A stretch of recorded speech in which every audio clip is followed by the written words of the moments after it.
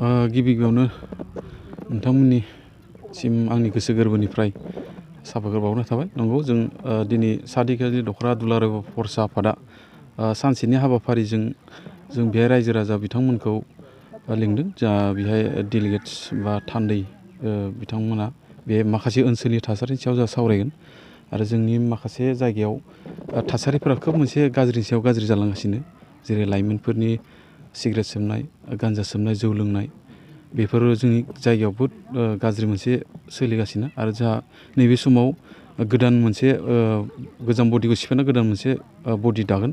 बे खोब मोनसे जोंनि फैबाय थानाय समाव बर' हारिनि आरो ओनसोलनि माखासे थासारिफोरखौ मावलांनो हानाय मोनसे मोजां मोनसे जोंनो केबिनेट आफाद नांगौ। दा बेहायनो गोदान आफादगिरि नेहाथारिखौ माखासे जोंनि ओनसोलनि मानगोनां रायजो राजा इन्टेलेक्सुवेलफोरा मोजां सावरायनो हागोन।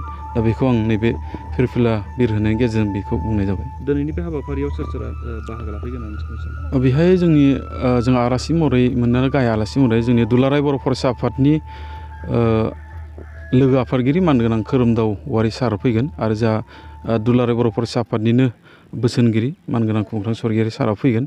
आरो लोगोसे दंबावो बेहाय जोंनि आनसलिकनिनो बिथाङा दुलाराय बर' फरायसा आफादनि सासे सुबुं फोनांजाब नेहाथारि मानगोनां अबिद नार्जारि साराबो बाहागो लागोन आरो जोंनि सनितपुर जिल्लानि गाहाय नेहाथारि मानगोनां एनस मोसाहारि बिथाङाबो बेयाव बाहागो लागोन। आरो जों मोनफ्रोमबो गामिनि 118था गामिनिफ्राय मोनसे गामियाव जोङो आइजोखौ 7 आरो हौवाफोरखौ 7 बे मोनसे गामिनिफ्राय 10 जन खरि लिंनाय जादों।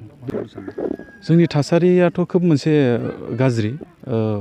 जों दख'र आफाद बा एबसु हिसाबै जों खोब नाजाबोदों रायजो राजानि आरो माखासे इन्टेलेक्सुवेलफोरनि नाजानायाव। जों दख'रानि आफादनि सिङाव जिमाननो सेंग्रा सिख्ला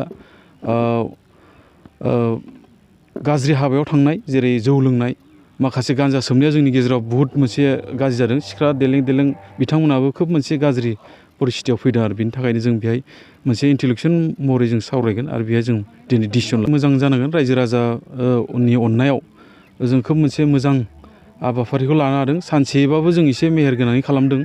मानो होनबा रायजो राजाया दख'र आफादखौ गोदोनिफ्रायनो अनबोगासिनो बा एबसुखौ अनबोगासिनो आरो इयुनावबो बिथांमोना अनलांबाय थागोन। दा बिथांमोननि अननायावनो जों माखासे रायजो राजानि खामानि, हारिनि खामानिखौ जों मावलांनो होगोन होननानै जों आसा दं। दिनैनि रायजो राजाफोरनि बाहागो लानाया माबायदि? दख'रानि सोद्रोमाफोराथ' सासे सानैया बिदिनोसै, गावबा गाव पार्सनेलि मेटार थायो। बिथांमोना अबेबा थाहैनाय बिसोर मोनजोबनो हानाय नङा।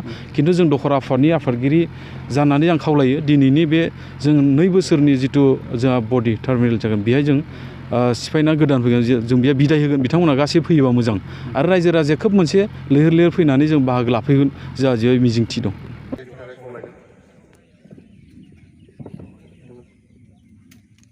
फिरफिलाखौ मान होनो थाखाय खावलायबाय बयखौबो।